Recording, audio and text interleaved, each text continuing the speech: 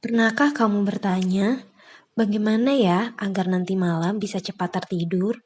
Atau apa ya yang menyebabkan sebuah balon akan meletus bila dijemur di bawah matahari? Atau mungkin kamu pernah memiliki pertanyaan-pertanyaan lainnya mengenai kehidupan sehari-hari. Pertanyaan-pertanyaan tersebut juga dimiliki oleh ilmuwan dan menjadi awal dari perjalanan mereka untuk menemukan konsep IPA dalam kehidupan kita. Semua hal tersebut didahului oleh rasa ingin tahu dan keinginan menjawab sebuah pertanyaan. Nah, cara yang dilakukan para ilmuwan untuk mencari jawaban pertanyaan tersebut disebut dengan metode ilmiah. Singkatnya, metode ilmiah merupakan langkah-langkah dasar yang dilakukan oleh para ilmuwan untuk mencari jawaban atas pertanyaan-pertanyaan mengenai alam. Aktivitas eksperimen merupakan salah satu aktivitas yang menggunakan metode ilmiah. Nah, mari berkenalan dengan aktivitas eksperimen. Apakah kamu pernah mendengar kata eksperimen? Apa yang terlintas di benakmu? Mungkin ilmuwan, temuan-temuan, percobaan fantastis, pencampuran zat kimia? Apakah seperti itu? Jadi, apakah aktivitas eksperimen hanya pernah dilakukan oleh ilmuwan? Tanpa kamu sadari, kamu mungkin pernah melakukannya tapi tidak mengetahui bahwa hal tersebut merupakan aktivitas eksperimen. Pernahkah kamu mencoba memasak dan merasakan ada yang kurang dengan rasa masakan tersebut? Kamu mencoba menambahkan sedikit gula, lalu menyicipinya. Kamu tambahkan gula lagi, lalu mencicipinya lagi.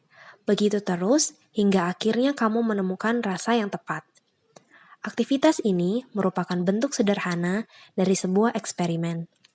Aktivitas eksperimen muncul karena adanya pertanyaan atau masalah. Pada contoh tadi, rasa masakan yang kurang sesuai menjadi masalah dan kamu perlu mencari jawaban atas pertanyaan berikut. Bumbu apa ya yang perlu dimasukkan ke makanan ini agar rasanya lebih enak?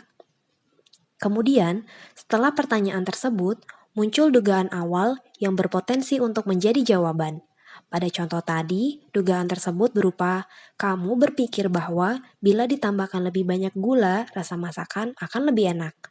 Untuk membuktikan benar tidaknya dugaanmu, tentunya perlu dilakukan tes, yakni dengan mencoba memasukkan sedikit gula.